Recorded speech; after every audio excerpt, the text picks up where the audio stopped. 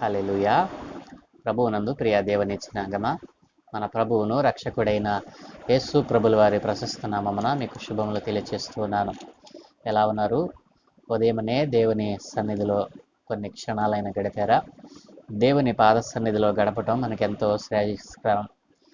అట్లాంటి ప్రతి ఉదయమున ప్రభు సన్నిధిలో మనము దేవుని వాక్యాన్ని ధ్యానం చేస్తూ ప్రభు యొక్క వాక్యాన్ని బట్టి మన బ్రతుకులను మార్చుకుంటూ మన నడవడికలను మార్చుకుంటూ దేవునిలో నిలబడాలని, దేవుని యందు స్థిరపడాలని ప్రభు పేరు మనవి చేస్తూ ఉన్నాను.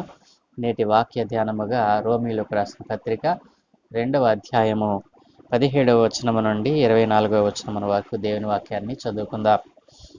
నీవు యూదుడవని పేరు పెట్టుకుని ధర్మశాస్త్రమును ఆశ్రయించి దేవుని యందు అతిశయించుచున్నావు కావా? ఆయన చిత్తమెరిగి ధర్మశాస్త్రమందు ఉపదేశము పొందిన వాడవై శ్రేష్టమైన వాటిని మెచ్చుకొనుచున్నావు కావా?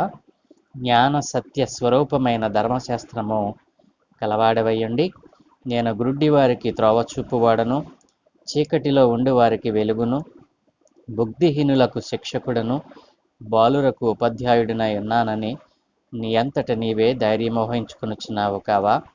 ఎదుటివానికి బోధించు నీవు నీకు నీవే బోధించుకొనవా?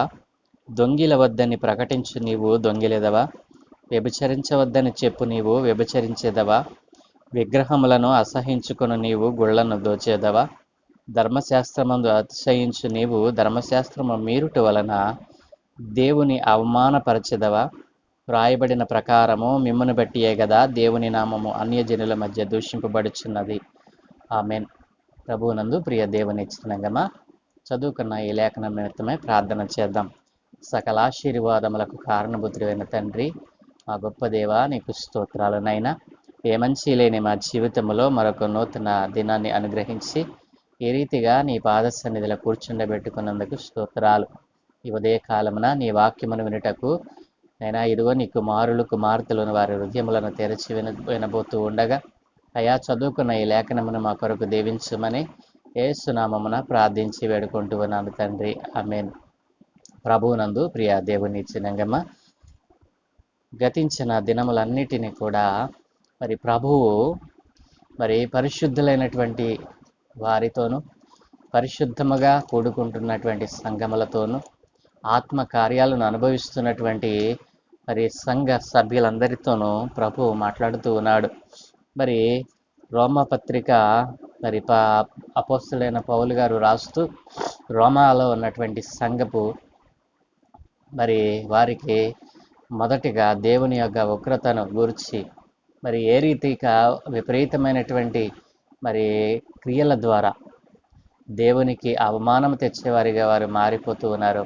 అట్లాంటి వారందరితో ఆయన ప్రేమ కలిగి తన ఉత్తరాన్ని పంచుకుంటూ ఉన్నట్లుగా మనం చూడగలం. పౌలు భక్తుడు రోమాలో ఉన్నటువంటి సంఘానికి ఈ పత్రికను ఫీబే అనేటువంటి ఒక ఆమె ద్వారా పంపిస్తారు. పౌలు గారు కొరింథీలో ఉండగా రోమాకి ఇంకా రాకముందే ఫీబే అనేటువంటి ఆమె రోమాకు వెళుతున్నప్పుడు ఆమె ద్వారా రోమాలో ఉన్నటువంటి సంఘానికి ఈ పత్రికను పంపిస్తూ అంటాడు కదా. దేవుని యొక్క ఉగ్రత ఎలా ఉండబోతా ఉంది? దేవునిలో నిలిచి ఉండకపోతే దేవుని యొక్క ఆ యొక్క ప్రేమ కనికరము అనేటువంటిది కోల్పోయి దేవుని ఉగ్రతకు మీరు ఏ రీతిగా నిలుస్తారో, మీ నడవడిక ఏ రీతిగా విపరీతమైనటువంటి క్రియలు మీ యందు ఉన్నాయి. కాబట్టి దేవునికి ఇష్టలుగా మీరు బ్రతకడం లేదు, మీకు నచ్చినట్లుగా మీరు బ్రతుకుతూ ఉన్నారు. కాబట్టి ఎప్పుడైనాను సరే మీరు దేవుని యందు విశ్వాసం ఉంచి ఆయన నామమందు నిలిచి ఉండడని ఆయన పత్రిక రాస్తూ రోమా సంఘపు ప్రజలతో మాట్లాడుతున్నట్లుగా మనం చూడగలం. ప్రియ దేవుని జనాంగమా, రోమా సంఘంలో ఉన్నటువంటి వారు దేవుని యొక్క ధర్మశాస్త్రాన్ని పాటిస్తున్నామని చెప్పి ధర్మశాస్త్రమును అడ్డు పెట్టుకుని విపరీతమైనటువంటి క్రియలు చేయడానికి తమను తాము అప్పగించుకున్నప్పుడు భక్తుడు వారితో మాట్లాడుతూ ఉన్నాడు. నీవు యూదుడవని పేరు పెట్టుకొని ధర్మశాస్త్రమును ఆశ్రయించి దేవుని యందు అతిశయిస్తున్నావు. నీవు యూదుడవని ధర్మశాస్త్రము నాకుందని నువ్వు ధర్మశాస్త్రం బట్టి అతిశయిస్తున్నావు. మరి ధర్మశాస్త్రంలో రాయబడినటువంటి మంచి వాటిని, శ్రేష్టమైన వాటిని నీవు మెచ్చుకొనుచున్నావు. అన్నీ బాగానే ఉన్నాయి, కానీ నీవు దాని ప్రకారము జీవించటం లేదు అని మరి భక్తుడు మరి ఆ యొక్క పరిస్థితులను బట్టి మాట్లాడుతూ ఉన్నాడు. సంఘములో ఉన్నటువంటి విశ్వాసులు, మరి సంఘంలో ఉన్నటువంటి వ్యక్తులను గురించి మరి భక్తుడు రాస్తూ అంటున్నాడు కదా, నీవు యూదుడు అని పేరు పెట్టుకొని ధర్మశాస్త్రాన్ని మరి నాకు ఉంది అని చెప్పి ధర్మశాస్త్రాన్ని సేకరము, మరి ధర్మశాస్త్రంలో రాయబడినవన్నీ కూడా శ్రేష్టమైనవే. ధర్మశాస్త్రము ఎలాంటిది? జ్ఞాన సత్య స్వరూపము మరి ధర్మశాస్త్రం మనకు ఉంది. జ్ఞానము, సత్యము మరి స్వరూపముగా కలిగినటువంటిది ధర్మశాస్త్రము. ధర్మశాస్త్రములో మనకు జ్ఞానం లభిస్తుంది, మరి సత్యం ఏమిటో మనకు తెలుస్తుంది, మరి ఈ లోకములో మనము ఏ రీతిగా బ్రతకాలో నేర్పిస్తూ ఉంది. ధర్మశాస్త్రము అనగా దేవుని యొక్క మరి ఆజ్ఞలు, దేవుని యొక్క విధులు, దేవుని యొక్క కట్టడలు, ఇవన్నీ కూడా ధర్మశాస్త్రముల గుప్తములై ఉండగా వీటన్నిటినీ పొందుకున్నటువంటి యూదుడు అని పేరు పెట్టుకొని మరి మరి మరి అట్లాంటి వ్యక్తులందరూ కూడా మరి విర్రవీగుతూ ఉన్నారట. ధర్మశాస్త్రం మాకుంది, ధర్మశాస్త్రంలో శ్రేష్టమైనవి ఉన్నాయి అని చెప్తాడే తప్ప తాను ధర్మశాస్త్రానుసారముగా జీవించడు అని భక్తుడు సెలవిస్తా ఉన్నాడు. కాబట్టి మరి ఇట్లాంటి వారు ఏం చేస్తారంట, చీకటిలో ఉండేవారికి వెలుగును, మరి చీకటిలో ఉన్నటువంటి వారికి వెలుగును, బుద్ధిహీనులకు శిక్షకుడును, బాలురకు ఉపాధ్యాయుడినై ఉన్నానని మరి వారంతట వారే అనుకుంటారట. కాబట్టి ధర్మశాస్త్రాన్ని పొందుకున్నటువంటి మరి సంఘము, ధర్మశాస్త్రాన్ని మరి మాదే అని అనుకుంటున్నటువంటి సంఘములో ఉన్నటువంటి విశ్వాసులు మరి వారు ధర్మశాస్త్రానుసారముగా జీవించకుండా ధర్మశాస్త్రములో శ్రేష్టమైనటువంటి వాటిని మెచ్చుకొనుచు ఏమనుకుంటారంటే, మేము చీకటిలో ఉన్న వారికి వెలుగు, మా ద్వారా చీకటిలో ఉన్న వారికి వెలుగు ప్రసరిస్తుంది, మరి మేము ఇతరులకు బోధించేవారము, మేము ఇతరులకు మరి నీతులు చెప్పేటువంటి వారము, మా ద్వారానే మరి జ్ఞానవాక్కులు బయటికి వెళ్ళాలి, మేము నీతులు చెప్తాము, మేము మరి బాలురకు ఉపాధ్యాయులంగా మేము మారిపోతాము అని తనంతట తానే అనుకుంటాడంట. తనంతట తానే ఘనతను తెచ్చుకోవటానికి ప్రయత్నం చేస్తాడంట. ఇంకేమంటాడంటండి, మరి ఈ రీతిగా తనంతటగా తానే మరి గొప్పవాడిని, మరి మరి ధర్మశాస్త్రానుసారంగా బ్రతుకుతున్నాను అనుకుంటాడంట. కానీ దేవుడు మరి అంటూ ఉన్నారు కదా, ఎదుటివానికి బోధించేటువంటి నీకు నీవే బోధించుకున్నావా? నీవు ఎదుటివానికి బోధించటానికి త్వరపడుతున్నావు, కానీ నీ బ్రతుకు ఎలా ఉంది? మొదట నీవు సరి చేసుకోవాల్సినటువంటి అవసరం ఉంది కదా. కాబట్టి ప్రభువు ఈ రోజున మనతో మాట్లాడుతూ ఉన్నాడు. ఆనాడు రోమా సంఘములో ఉన్నటువంటి భక్తులు మరి యూదులమని చెప్పుకొని ధర్మశాస్త్రాన్ని పొందుకున్నటువంటి వారై మరిలో ఉన్నటువంటి విధులను, ఆజ్ఞలను మరి గైకొనకుండా వారు తమను తామే బోధకులుగాను, శిక్షకులుగాను, ఉపాధ్యాయులుగాను మరి ధర్మశాస్త్రోపదేశకులుగాను ప్రకటించుకున్నారు, కానీ వారి జీవితము దేవునికి దూరముగా ఉంది. కాబట్టి నా ప్రియ దేవుని చిన్నంగా ఈ రోజున యేసు నామమందు రక్షింపబడినటువంటి నీ జీవితంలో కూడా మరి బైబిల్ నా దగ్గర ఉంది, బైబిల్లో ఉన్న మరి వచనాలన్నీ నా దగ్గర ఉన్నాయి, బైబిల్ మరి నేను బోధిస్తూ ఉన్నాను, మరి నేను ధ్యానం చేస్తూ ఉన్నాను, నేను మంచి బోధకుడను, నాకు ఇన్ని సంవత్సరాల ఎక్స్పీరియన్స్ ఉంది అని ఈ రోజున చాలామంది కూడా మనం చూస్తూ ఉన్నాము. వారు తమ ఎక్స్పీరియన్స్ని బట్టి, తమ యొక్క మరి సేవా జీవితంలో మరి వారు చేసినటువంటి ఆ క్రియలను బట్టి వారు కొంతమంది అతిశయిస్తూ ఉండవచ్చు. కానీ దేవుడు అంటున్నాడు కదా, ఇతరులకు బోధించేటువంటి నీకు నీవే బోధించుకున్నవా? ఇతరులను పాపము చేయొద్దని చెప్పేటువంటి నీవు పాపం చేస్తావా? ఇతరులకు వ్యభిచరించవద్దని చెప్పేటువంటి నీవే వ్యభిచారం చేస్తావా? మరి ఇక్కడ దేవుడు చాలా స్పష్టంగా రాస్తూ ఉన్నాడు. దొంగిలించవద్దని చెప్పు, నీవు దొంగిలిస్తావా? దొంగతనం చేయటం నేరం అని చెప్పేటువంటి నీవే ఆ దొంగతనానికి పాల్పడుతూ ఉన్నావేమో. మరి విగ్రహములను అసహించుకున్నటువంటి నీవు, వ్యభిచరించవద్దని చెప్పేటువంటి నీవు వ్యభిచరిస్తూ ఉన్నావు. మరి విగ్రహములను అసహించుకునేటువంటి నీవే మరి గుళ్ళను దోస్తూ ఉన్నావు. అట్లాగనే మరి ఇక్కడ అనేక విషయాలు దేవుడు వ్రాయించాడు. మరి ఎదుటివానికి బోధించేటువంటి నీవు నీకు నీవే బోధించుకున్నావా? దొంగిల వద్దని ప్రకటించి నువ్వు దొంగిలిదవా? వ్యభిచరించవద్దని చెప్పు నీవు వ్యభిచరించేదవా? విగ్రహములను అసహించుకున్న నీవు గుళ్ళను దోచేదవా? ధర్మశాస్త్రమునందు అతిశయించు నీవు ధర్మశాస్త్రం మీరుటి వలన దేవుని అవమానపరుస్తూ ఉన్నావు. కాబట్టి ఇట్టి క్రియలు నీవు చేయుట ద్వారా దేవుని యొక్క నామాన్ని మరి అవమానపరుస్తూ ఉన్నావని ఇక్కడ భక్తుడు మరి తన పత్రికలో రాయించాడు. కాబట్టి నా ప్రియ దేవుని జనంగా ఇలాంటి లక్షణాలు ఈ రోజున బోధకులుగా సేవకులు ఉన్న వారిలో కూడా మనం మరి చూస్తూ ఉన్నాము. ఈ రోజున క్రైస్తవ సమాజాన్ని గలిబిలి చేస్తూ మరి దేవుని యొక్క నామానికి అవమానం తెచ్చేటువంటి వారిగా కొందరు ప్రవర్తిస్తున్నటువంటి తీరును మనము గమనించవచ్చు. కాబట్టి ఇతరులకు బోధించేటువంటి మీరు మీకు మీరే బోధించుకొనరా అని మరి ఇక్కడ భక్తుడు రాస్తూ ఉన్నాడు.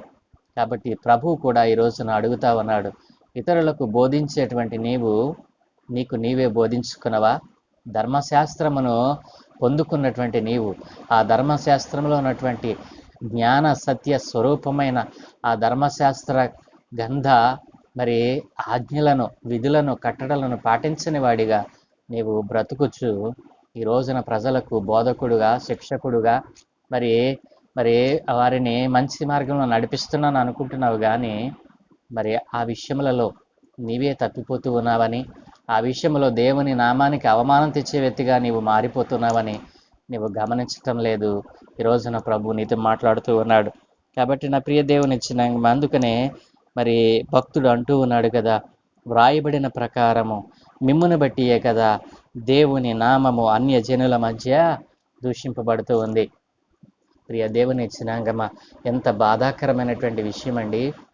ఇట్లాంటి కార్యములు కలిగినటువంటి వ్యక్తులు ప్రజలకు బోధకులుగా ఉంటూ వారి జీవితంలో దేవునికి భయపడకుండా మరి దేవునికి భయపడటం లేదు, బైబిల్ అంటే భయం లేదు, దేవుని వాక్యం అంటే వారికి మరి ఎక్స్పీరియన్స్ అని చెప్పి మరి దేవునిలో మేము నిలిచి ఉన్నామని, బైబిల్ మాకే తెలుసు అని, బైబిల్ గ్రంథములో వ్రాయబడినటువంటి వాటిని ప్రజలకు బోధిస్తాము కానీ మేము పాటించమని ఈ రోజున అనేక మంది మరి ఈ రీతిగా వెర్రవిగుతూ ఉన్నారు.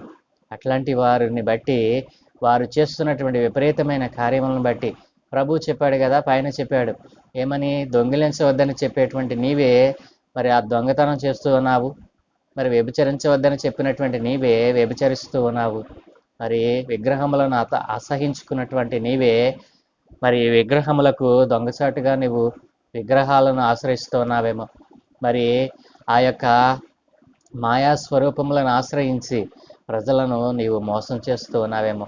ఈ రోజున సత్య స్వరూపమైనటువంటి ధర్మశాస్త్రమును మరి దేవుని యొక్క సన్నిధిని పొందుకున్నటువంటి నీవు, దేవుని యొక్క అభిషేకాన్ని పొందుకున్నటువంటి నీవు ఈ యొక్క మరి అపవాది సంబంధమైనటువంటి మరి క్రియలకు నీవు అలవాటు పడి అపవాది సంబంధమైనటువంటి కార్యాలను చేస్తూ ప్రజలలో మరి ఒక గలిబిలిని చేస్తూ నీ జీవితము ద్వారా దేవుని నామానికి అవమానం తెచ్చేవాడిగా ఉన్నావేమో.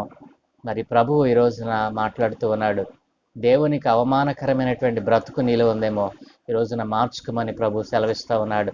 అట్లాంటి బ్రతుకులు ఎవరిలో ఉన్నా ఈ రోజుననే వాక్యం ద్వారా సరిచేయబడి మరి దేవుని యొక్క న్యాయ విధులను పాటించేవారిగా, దేవుని వాక్యము ఏమి బోధిస్తూ ఉందో ఆ వాక్య ప్రకారము జీవించేవారిగా మారాలని ప్రభు ఆశపడుతూ ఉన్నాడు.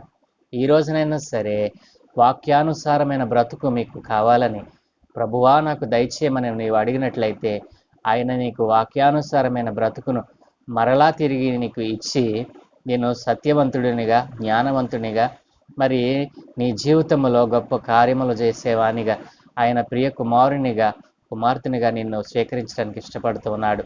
ఆ రీతిగా బ్రతకడానికి, ఆ రీతిగా నీ బ్రతుకును మార్చుకోవడానికి నీ వలన ఇంతవరకు మరి ఇంతకాలము నీ వలన దేవుని నామానికి అవమానం వచ్చిందేమో ప్రభువా, ఈ రోజు నుండి మరి నీ నామానికి ఘనత తెచ్చేవానిగా మారుతాను అని ప్రభు వద్ద ఒక చిన్న తీర్మానం చేసి నాతో కలిసి చిన్న ప్రార్థన చేయి. సకలాశీర్వాదములకు కారణభూతుడైన తండ్రి, గొప్ప దేవానికి వందనాలు నైనా. అవును తండ్రి, మా బ్రతుకులలో నైనా అనేక మందికి చెప్పేవారిగా మేము ఉన్నాము, కానీ నైనా ఏవైతే మేము మనుషులకు తెలియచేసామో వాటి ప్రకారం మేము జీవించకుండా మా జీవితాలను వ్యర్థపరుచుకున్నాము నాయన.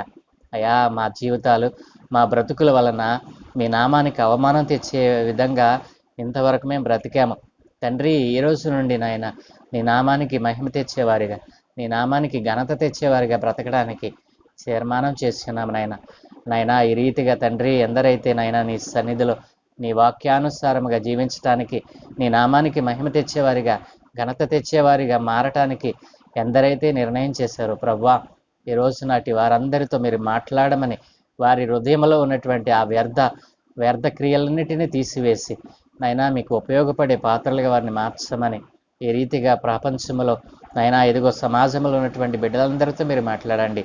తప్పి తిరుగుతున్న ప్రతి ఒక్క బిడ్డను నాయనా యేసు నామమును అంగీకరించినట్లుగా, నీ యందు నిలిచి ఉండేటట్లుగా సహాయం దయచేయమని, ఘనత మహిమ ప్రభావాలు మీరే పొందుకోమని యేసు నామమున ప్రార్థించి వేడుకుంటున్నాము తండ్రి. ఆమేన్, ఆమేన్, ఆమేన్.